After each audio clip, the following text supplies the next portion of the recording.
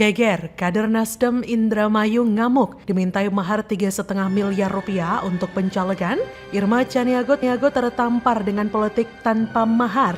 Karena memang Partai Nasdem ini dengan tagline politik tanpa mahar menjadi role model ya bagi partai modern untuk bisa disukai oleh masyarakat. Dan alhamdulillah melalui Indonesia memanggil, Nasdem memanggil, banyak sekali ya masyarakat yang ingin masuk menjadi legislatif dari Partai Nasdem.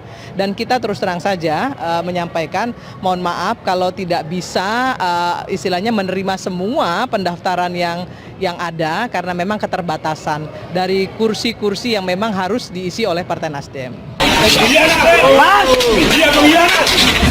Di saat kami mempertanyakan tentang menyangkut masalah nomor urut 3, di saat itu DPW lakukan rapat dan memutuskan saya boleh dipindahkan kepada posisi nomor urut 2 dengan catatan 3,5 miliar harus disiapkan kompensasinya.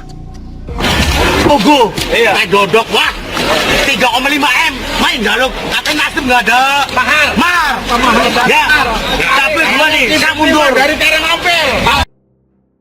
Halo, selamat datang di channel Redaksi Jurnal bersama JJ. Sebelumnya, Ketua DPD Partai Nasdem Indramayu, Husein Ibrahim mengaku kecewa dirinya tak jadi di posisi nomor 1 di Dapil 8 untuk Pileg mendatang. Husein dijanjikan nomor urut 1 tetapi sampai sekarang tidak menjadi kenyataan. Bukannya mendapatkan nomor urut 1, Husein mengaku dirinya malah dimintakan mahar lebih dari 3 miliar rupiah jika ingin dipindah ke nomor urut 2. Imbasnya, pendukung Husein Ibrahim mundur massal dari Partai Nasdem. Mereka begitu kecewa dengan Ketua Dewan Pimpinan Pusat Partai Nasdem. Kejadian ini tentu mengejutkan banyak pihak. Pasalnya sebelumnya Ketua DPP Partai Nasdem Irma Suryani Caniago pernah menyinggung politik tanpa mahar di Partai Nasdem. Menurut Irma, politik tanpa mahar menjadi daya tarik utama Nasdem. Ketika sudah masuk ke parlemen, partai juga tak pernah meminta kutipan dari anggota, sebab hal itu mempengaruhi kinerja legislatif. Nasdem menurut Irma, ingin kadernya bekerja maksimal melakukan restorasi dan tak terbebani dengan kewajiban dana bagi partai. Hal ini menurut Irma juga diberlakukan dalam pemberian nomor untuk caleg. Nasdem tak membeda-bedakan calon dari laki-laki atau perempuan untuk menentukan nomor. Prinsipnya, mereka yang berkualitas dan memiliki elektabilitas bagus akan diberi nomor terbaik. Kebijakan tersebut, kata Irma, berlaku bagi seluruh kader. Tak ada kaitan antara penomoran dengan keanggotaan, apakah baru atau lama, sebab sudah ada survei internal yang menakar kepantasan kader Nasdem. Tapi dengan adanya kejadian ini, pernyataan Irma seperti menampar telak muka Irma itu sendiri. Sosokan bilang politik tanpa mahar, tapi ternyata caleg Nasdem Indramayu dimintai mahar sebesar 3 miliar rupiah. Saya menduga adanya permintaan mahar ini karena kantong Nasdem dan Surya Paloh sedang kering. Karena duit yang seharusnya digunakan kebutuhan partai malah dibuat mengkampanyekan Anies Baswedan. Bukannya laku dan elektabilitasnya naik pesat dari pengangkatan sebagai capres sampai sekarang, elektabilitas Anies makin anjlok. Bahkan membuat partai-partai di koalisi perubahan ribut dan kemungkinan akan bubar. Inilah mungkin penyebab Nasdem meminta mahar ke para caleg sebesar itu, yang membuat para caleg dan pendukungnya hengkang dari Nasdem. Bahkan, jargon anti mahar yang sering didengungkan Partai Nasdem semakin luntur ketika ditetapkan Johnny G. Plate sebagai tersangka kasus korupsi. Sebagai partai yang akan berlaga di Pileg, tentunya kasus ini akan menjadi pukulan telak yang sedikit banyak memberikan efek negatif kepada elektabilitas partai. Johnny tersandra kasus dugaan korupsi menara BTS 4G dan infrastruktur pendukung paket 1, 2, 3, 4, dan 5 Badan Aksesibilitas Telekomunikasi dan Informasi Bakti Kominfo 2020-2022 yang merugikan negara sebesar 8 triliun rupiah. Semenjak kasus ini bergulir, Surya Paloh sebagai nahkoda partai seperti kebakaran jenggot. Bahkan pernyataan sikap dari Surya Paloh terlalu mahal menjadi tanda tanya besar. Apakah ini bagian dari aksi pembelaan ataukah mencari pembenaran atas tersandranya Johnny atau sebuah keputusasaan seorang Surya Paloh?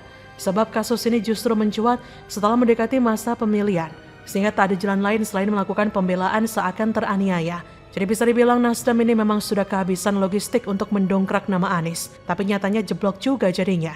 Maka dari itu, Nasdem sudah saatnya membuang sial sebelum menghadapi nasib yang lebih mengerikan. Mungkin Nasdem harus mandi kembang 7 sumur dan selama 7 hari 7 malam ya. Bagaimana menurut Anda?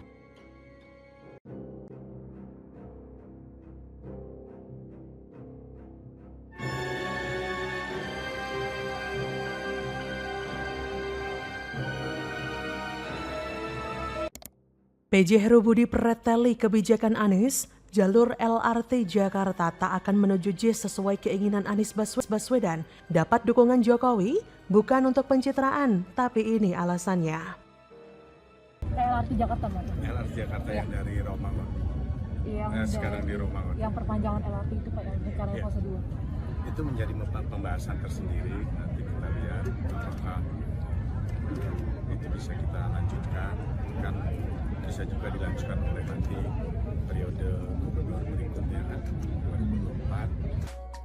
Hari ini beliau mencoba untuk rute dari Velodrome ke Pegangsaan 2 LRT, di mana Pemda DKI akan melanjutkan rute berikutnya Velodrome ke Manggarai sepanjang kurang lebih 6,3 km dari Velodrome ke Manggarai.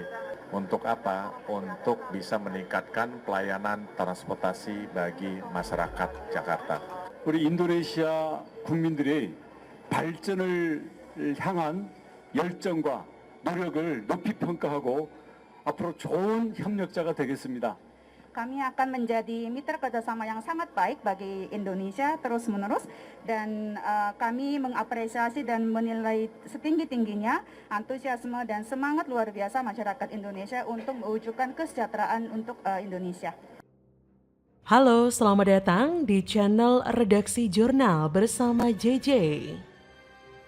Masih ingatkah jurnalister tentang berita di mana Anies Baswedan yang masih menjabat sebagai Gubernur DKI pernah menitipkan pesan ke penerusnya?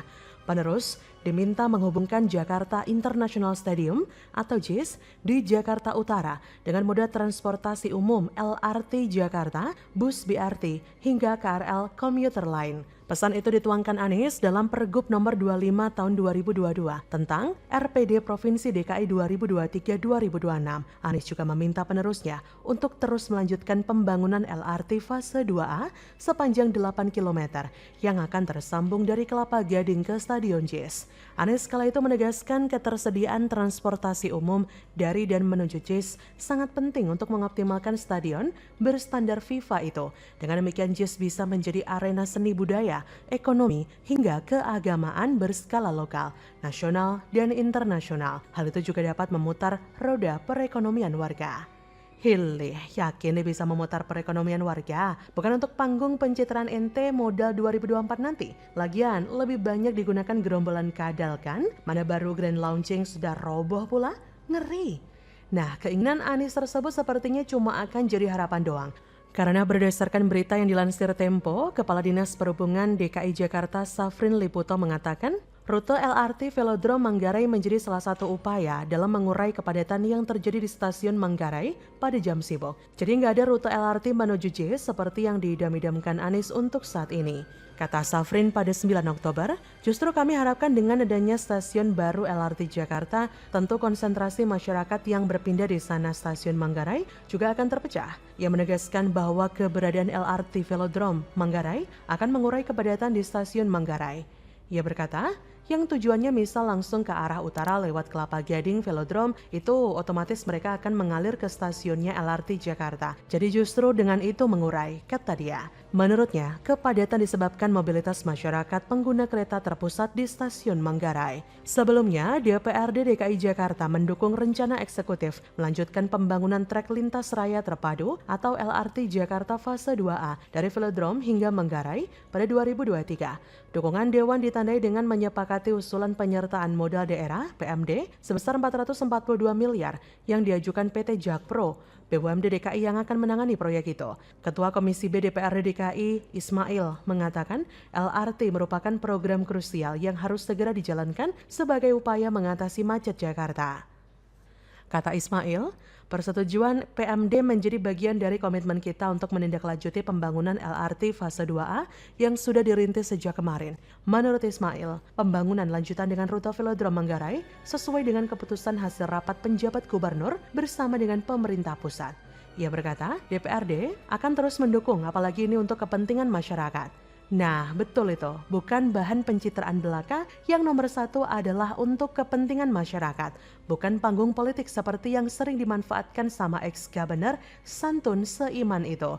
Hingga kini Pemprov DKI belum bisa menjelaskan kapan proyek pembangunan rute Kelapa Gading JIS akan dikerjakan. Pasalnya ada perubahan prioritas pembangunan LRT Jakarta sesuai dengan rapat terbatas Presiden dengan Kemenhub.